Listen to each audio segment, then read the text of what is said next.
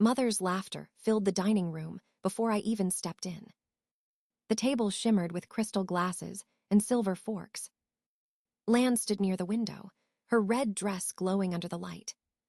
She turned, smiling too brightly, eyes shining with victory. "You're just in time," Mother said, touching her pearls. Father raised a glass of champagne, voice deep and proud.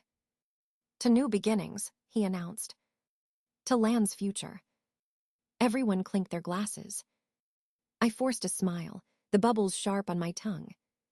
"What's the occasion?" I asked, though I already knew. Lan's voice broke through, too eager to wait. "I bought a house, the townhouse in Emerald Heights." Her words dropped like stones into still water. "That's wonderful," I said, my throat dry. "Those places are expensive," I added softly. Father nodded, eyes gleaming. "She made a smart move. We helped with the down payment." Mother's hand brushed Lan's arm lovingly. "From the family fund," she added almost proudly. The words echoed inside me. The family fund. The account I had contributed to for 10 years. The one I thought was for my own future. A silence rang in my ears. "I've been saving there too," I said carefully. "Yes, dear," Mother replied, her tone airy. "It's for everyone, for milestones." "But no one told me about this milestone," I whispered. Lan rolled her eyes. "Don't be dramatic, sis. You don't even need it yet." Father poured more champagne, as if to erase my words. "This is how families support each other," he said. His voice was firm, final. I stared at the golden liquid in my glass. Years of skipped vacations. Second-hand clothes. Nights grading papers instead of going out. All poured into that account. All gone. Lan showed her phone to Mother, laughing. "Look, Mom, the living room has marble floors. And the master suite has a walk-in closet." They huddled together, glowing with excitement. I stood apart, the outsider in my own family. The smell of rosemary and lemon turned sour in my stomach. "I'll be right back," I murmured, my voice breaking. In the hallway, I pulled out my phone. My thumb trembled as I opened the banking app. Account balance, 0. Transfer completed yesterday. Every cent. My chest tightened, the air too thick to breathe. In the mirror above the console, I saw myself. The dependable daughter. The steady one. The one who would understand. But I didn't. Not anymore. Their laughter drifted from the dining room, light and careless. I pressed my hands against the wall to steady myself. A decade of sacrifice, erased in a single signature. A decade they called love. My reflection stared back at me, unblinking. This wasn't about money anymore. It was about worth. And tonight, something inside me finally cracked. The door creaked as I stepped back into the dining room. Lan was laughing, showing Father another photo on her phone. Mother's eyes met mine, a flicker of discomfort quickly buried. "Everything all right, dear?" she asked, voice too sweet. I nodded once, setting my glass down with care. "Tell me," I said quietly, "when did you decide to empty my account?" The room fell silent. Father's hand froze midair, champagne dripping onto the tablecloth. "It's not your account," he said finally. "It's the family fund, always has been." "No," I said, my voice shaking. "It's my savings, every dollar I earned." Lan sighed dramatically. "You're overreacting. You weren't even using it." "Lan," Mother warned softly, but her tone lacked conviction. I turned to Father. "Show me the statements," I said. He frowned, the lines on his forehead deepening. "This isn't the time for that," he replied. "Now is exactly the time," I said, louder than I meant to. The words hung in the air like smoke. For 10 years, I believed every promise they made. Every transfer, every sacrifice, every lie. Father stood, his chair scraping against the floor. "If this nonsense will end it, fine." He left the room, footsteps echoing down the hall. Lan crossed her arms, smirking. You always make everything about you. Mother reached for my hand. You know we love you, sweetheart, but your sister needed help. And I did, I asked softly. Her eyes darted away. Father returned with a brown folder, heavy and worn. He dropped it onto the table. Here, you want proof, look. I opened it, my fingers trembling. Page after page of statements, neatly organized. Each deposit marked with my name. Each line a reminder of what I gave up. I turned through the years, searching for their names. Nothing. Not one contribution. 10 years, I whispered. 10 years, and not a single dollar from you. Father shifted in his seat. We provided guidance, management. Guidance doesn't fill a bank account, I said. A withdrawal caught my eye. 20,000, I read aloud. August, 3 years ago. Lan's face flushed. Graduate school, Mother said quickly. A loan, she added. I flipped to another page. 12,000 for her car. And this, I pointed, 8 withdrawals over 2 years. Father exhaled sharply. She needed help finding herself. Finding herself, I repeated, laughing bitterly. I was losing myself while you rewarded her. Mother's voice cracked. Don't talk like that, we did our best. No, I said, closing the folder. You did what was easy. Father slammed his palm on the table. You will not disrespect us. I stood slowly, my hands steady now. I'm not disrespecting you. I'm just done being silent. Lan scoffed. It's just money, Michelle. I met her gaze, calm but fierce. It's 10 years of my life. The silence that followed was heavier than any word spoken. I walked toward the door, each step deliberate. Behind me, Mother called out, her voice breaking. Where are you going? I turned once. To start valuing myself, I said. And I left before anyone could stop me. The apartment was silent when I got home. Only the ticking clock kept me company. I dropped my purse and sat on the couch, staring at nothing. My phone lit up again and again. Mother, Father, Lan. Each message sounded the same. Don't embarrass us. Be reasonable. Family comes first. I turned the screen face down. For years, I believed those words. Now they felt like chains. The anger came in waves, then exhaustion. I opened the laptop, staring at the blank screen. $60,000 gone. 10 years erased. The cursor blinked like a heartbeat, daring me to act. The knock on the door startled me. It was Mai, holding a bottle of red wine and a folder. I came as soon as I heard, she said.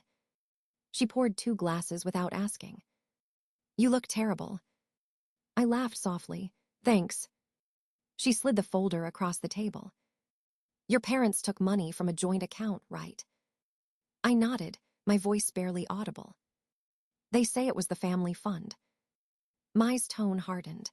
If you were the only one contributing, that's illegal.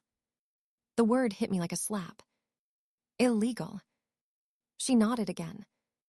Joint account doesn't mean shared ownership when only one person funds it. I blinked, trying to take it in.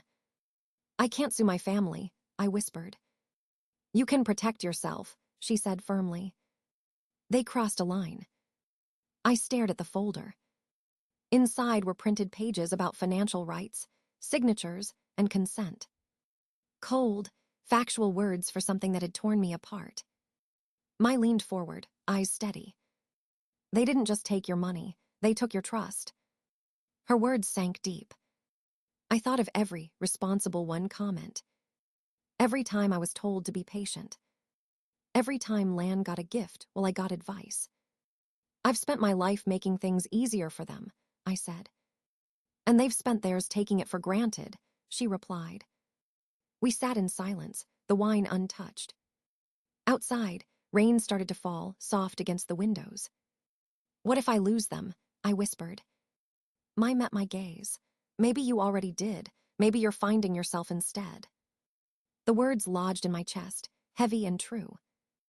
I picked up the folder again, feeling its weight. For the first time, it didn't scare me. It felt like armor.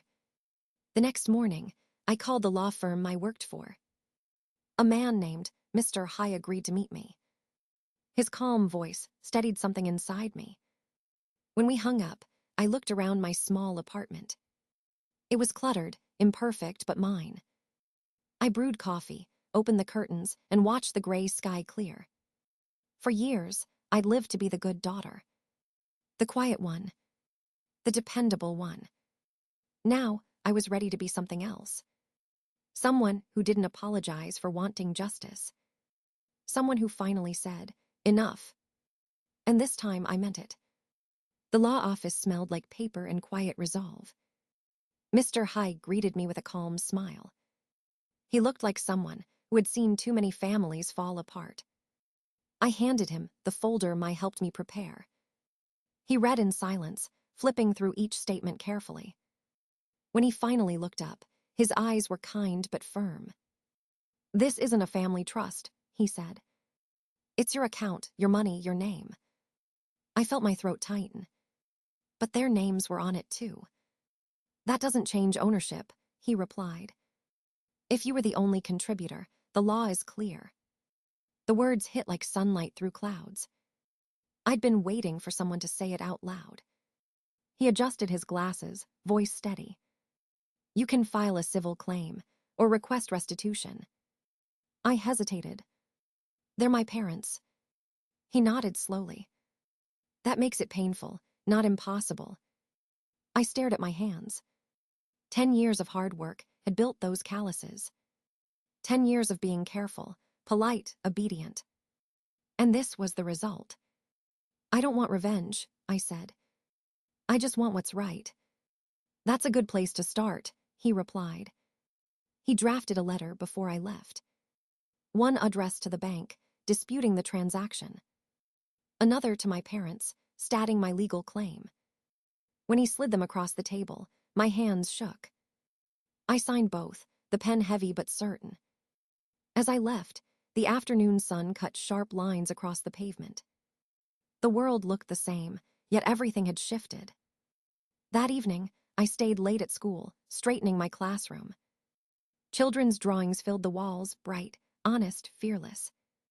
A crayon sketch caught my eye. A small figure, standing tall beside a caption. "Missin taught me to be brave." I smiled through the ache in my chest. Maybe I was finally taking my own lesson. The phone rang as I gathered my things. The number was unfamiliar. "Minh Anh, this is your Aunt Lynn." Her voice carried warmth I hadn't felt in years.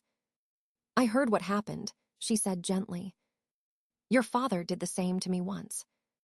The words stopped me cold. "He took Grandma's jewelry, said it should stay in the family." I sank into my chair, listening. "I stayed silent," she continued. "Don't make the same mistake. Silence becomes inheritance." Tears blurred the drawings on my desk. "This ends with me," I said quietly. "Good girl," she whispered. Her voice trembled with pride. That night, I sat by the window, city lights glowing beyond the glass.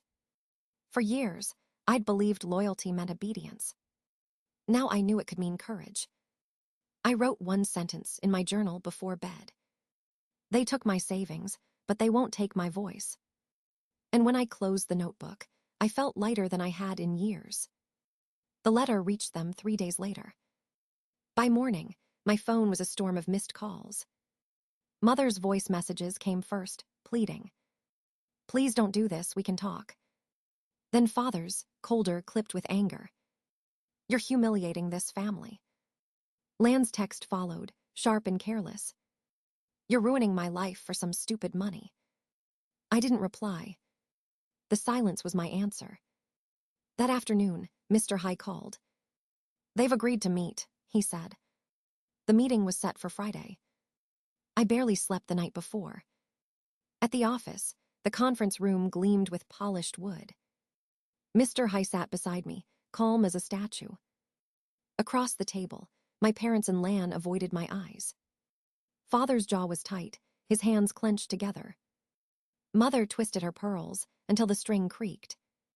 Lan stared at her phone, scrolling through nothing. "Let's begin," Mr. High said, voice even and professional. He opened the folder of bank statements. "These records show 10 years of deposits from Min Ann's account. 500 each month," he continued. Father leaned forward, voice rising. "We managed that account. That counts for something." Mr. High didn't flinch. "Not under the law. Management isn't contribution." Lan's head snapped up, disbelief flashing in her eyes. Mother whispered something to Father, but he ignored her. "We did what was best for the family," he said. I finally spoke. "No, you did what was best for her." Lan slammed her hand on the table. "You always think you're the victim." I met her gaze steadily. "You took from me and called it family." Father's voice hardened. "Watch your tone." "I have for 32 years, I said quietly. Mr. High slid another paper forward.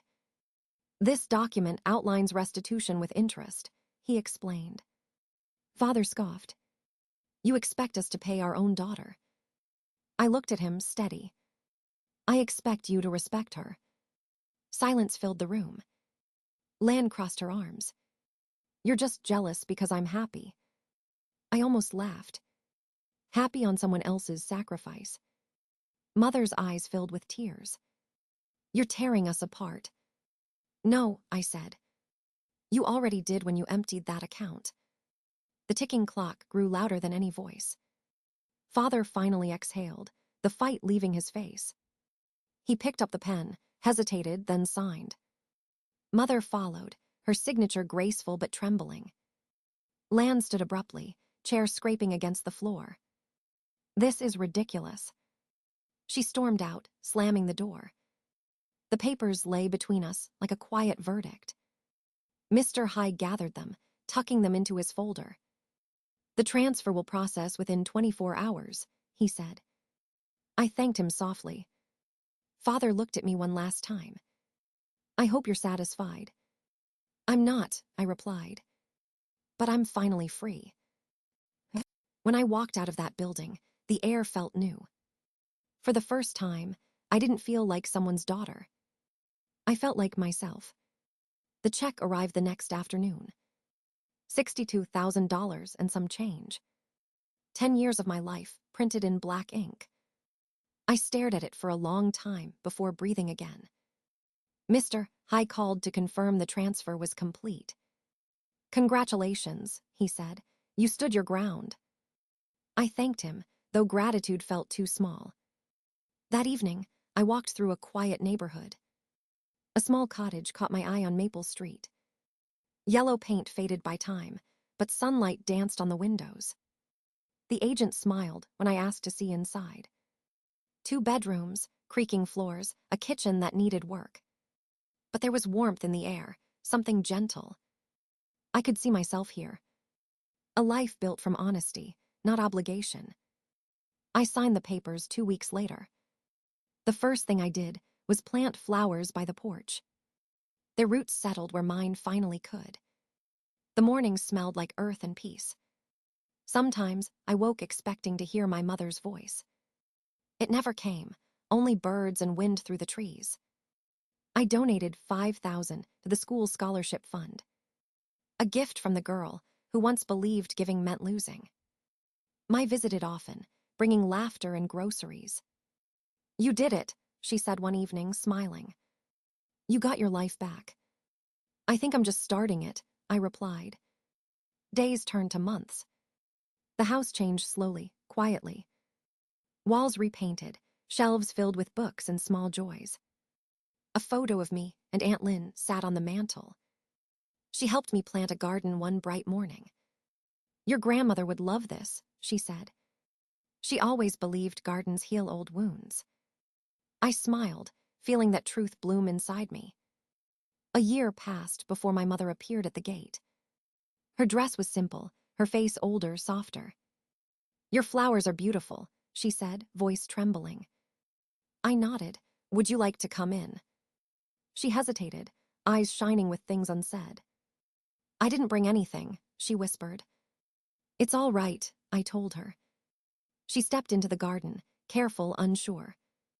We stood among the blooms, two women learning how to begin again. I thought I was helping, she said. I didn't see what I was doing to you. Her words cracked the air like fragile glass. I breathed slowly, steady. I know, I said. Now you do. She nodded, tears falling quietly. For the first time, she looked at me, truly looked. Not as the daughter who obeyed, but the woman who stood tall. We sat on the porch with tea, letting silence do the rest. That night, friends gathered for dinner under string lights. Laughter filled the house I built from courage. Someone raised a glass. To new beginnings, my said. I smiled, the words finally feeling right. Later, alone on the porch, I wrote in my journal. They took my savings, but I found my worth. The stars blinked above the garden. And for the first time, I felt entirely home. The night was quiet, the air soft with summer warmth. Fireflies flickered above the garden like tiny lanterns. I sat on the porch swing, journal open on my lap. The pages smelled faintly of ink and rain. Inside, the house glowed with gentle light and laughter. Mai's voice echoed faintly, teasing someone in the kitchen. Aunt Lynn hummed a song my grandmother used to love. For once, I didn't feel the weight of expectation. I felt stillness, peace, belonging. My phone buzzed with a new message from Mother. Tea next Sunday, it read. I stared at it for a moment, then typed back. Yes, I'd like that. It wasn't forgiveness yet, but it was something close. A small step toward healing, not forgetting. I looked at the flowers swaying under the moonlight. They had grown strong, despite the storms. Maybe I had too. I closed my journal and leaned back, breathing in. The garden whispered softly around me. For years, I searched for love through approval. Now, I found it in quiet strength. The world felt wide again, full of promise. And for the first time, I knew I was enough.